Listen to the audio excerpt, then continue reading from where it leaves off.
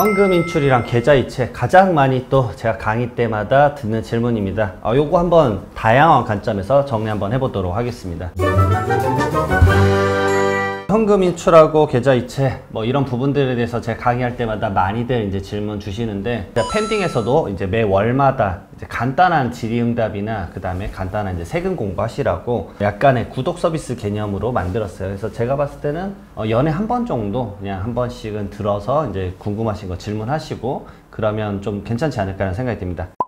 자, 어쨌든 오늘 컨텐츠 바로 시작을 하면 현금 인출하고 계좌이체 뭐 무슨 차이냐라고 할 수 있는데, 첫 번째로 현금 인출하면 어떻게 되느냐, 기존에 이제 제 영상이 있었습니다. 그 영상들 좀 더 참고를 하셔도 되고요. 자, 현금 인출을 하게 되면 결국은 이제 증여 이슈랑 상속 이슈가 생기는 건데, 추정 상속 재산이란 게 있어요. 결국은 돌아가신 날로부터 1년 이내 2억 원, 2년 이내에 5억 원 이상의 그 금액을 뽑았는데 그게 객관적으로 명확하지 않았다 그러면 이거 소명 못해? 그러면은 자녀인 당신들이 가져갔겠지 라고 해서 추징을 하는 겁니다. 그래서 이런 식으로 요청이 와요. 요게 이제 제가 상속세 세무조사 할 때 예시를 많이 드는 것 중에 하나인데, 100만 원 이상 현금 ATM에서 뽑은 건데 10년 전부터 이래 뽑았다. 보니까 자녀들한테 준 것 같은데 소명해라 라고 이런 식으로 요청이 온다라는 거. 정말 상속세가 펼쳐져야 이런 게 진짜 나에게 다가오는구나 라고 느낌이 오실 겁니다.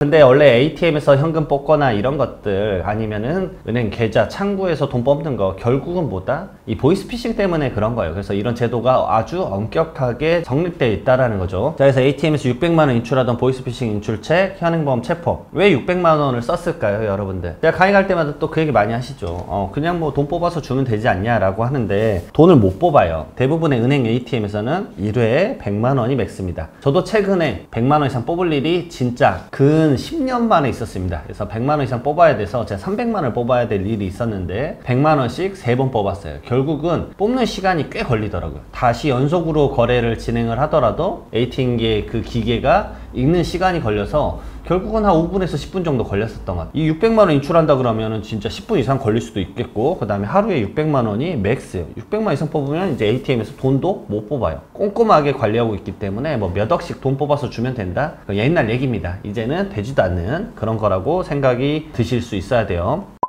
자, 그리고 이제 그러면 이제 창구 가가지고 돈 뽑으면 되지 않냐? 그럼 창구 가면 다 이렇게 합니다.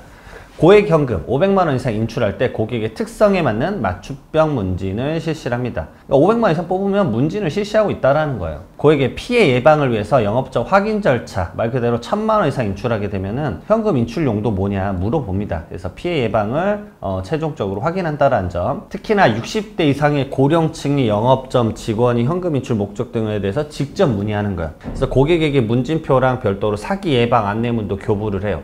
예전에는 경찰까지 왔다라는 거 여러분들 참고해야 돼요. 자, 은행 본점에서 고액 현금 인출 계좌에 대해서 모니터링도 강화를 하고 있고, 경찰 신고 지침 마련해서 고액 피해가 의심된다. 그럼 영업점 직원 등이 적극적으로 경찰에 신고를 합니다. 비정상적인 주민등록번호 이용하면 ATM 무통장 거래가 차단이 돼요. 자, 이거 뭐냐면 고액 현금 거래 보고 제도라고 FIU란 기관에서 있는 제도예요. CTR이라고 해요. 그래서 동일인 명의로 1거래일 동안 1천만 원 이상 현금이 입금되거나 출금되는 경우에는 이런 객관적인 사실, 거래자의 신원, 거래 일시, 거래 금액 전산으로 자동 보고하도록 되어 있고, 그 다음에 STR이라는 게 있습니다. 의심거래 보고제도요. 이거 말 그대로 이 불법 재산이 의심된다. 상대방이 자금 세탁 행위나 뭐 이런 거 하고 있는 것 같다.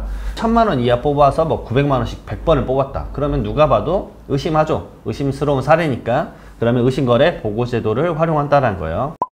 자, 그러면 이제 계좌이체입니다. 그러게 하면 자녀들한테 뭐 돈 뽑아서 주면 이러게 해서 확인해가지고 보이스피싱 때문에 결국은 복잡해질 수 있겠구나. 근데 계좌이체 하면 그럼 되는 거 아니야? 근데 계좌이체 너무 명확하게 우선은 드러나는 거죠. 결국은 명확하게 자녀에게 계좌이체를 한다라는 거는 돈을 빌려준 거냐 아니면 돈이 증여냐, 이런 것들에 대해서 먼저 갈래를 쳐야 되고요. 정말 증여라고 한다면 명확히 신고를 해라고 저는 무조건 권유 드립니다. 왜냐면 추후에 언젠간 이거 걸리게 되면은 추징에 따른 가산세가 너무 크다라는 걸 전 알고 있기 때문에 이런 부분들 꼭 명심해라. 자, 그럼 차용증을 만약에 작성을 했다. 말 그대로 차용, 돈을 빌려준 거다 나는. 그렇다고 한다면 첫 번째로 이 채무자의 경제적 능력, 대부분 이제 부모 세대가 자녀에게 빌려주는 거잖아요. 그럼 자녀의 채무자, 경제적 능력이 있어야 된다. 돈을 갚을 수 있는 변제 능력이 있어야 되고, 너무 고액을 빌리면 그걸 과연 이 자녀가 갚을 수 있을까라는 고민을 해봐야 돼요. 제가 최근에 강의했었을 때도 그분은 거의 100억대의 자산가였는데 자녀들은 이제 막 취업을 했으니 이거 어떻게 하냐, 빨리 부에 이전해주고 싶다. 그럼 자녀가 그리고 빨리 주택을 샀으면 좋겠다. 곧 결혼을 할 거니까.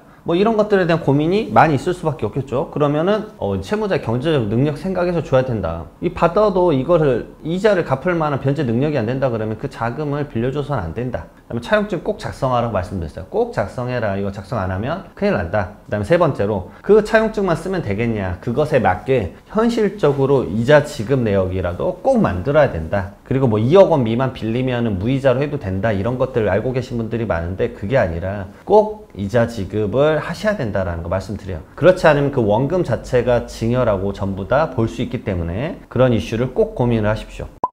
자, 그 다음 세 번째입니다. 둘 다 결국 살아생전에 자녀가 이 현금을 뽑아서 받았든 계좌이체를 받았든 결국은 살아생전에 고액의 부동산을 사버리면 그때 이슈가 되는 거예요. 그 고액의 부동산 기점, 요즘은 얼마라고 말씀드렸죠? 한 15억 미만도 해요. 말 그대로 금액이 많이 낮아졌다라는 거 여러분들 꼭 알고 계셔야 돼요. 정말 금액이 낮아졌어요. 자, 결국은 돌아가시면 그때 걸리는 것도 있지만 살아생전에 포착이 되는 거는 고액 부동산에 대한 전세 보증금이나 아니면은 결국은 매매 자금이겠죠. 자, 결국 PCI 기법으로 잡힙니다. 재산 증가액 플러스 소비 지출액 마이너스 신고소득은 탈루 혐의액이 되는 거예요.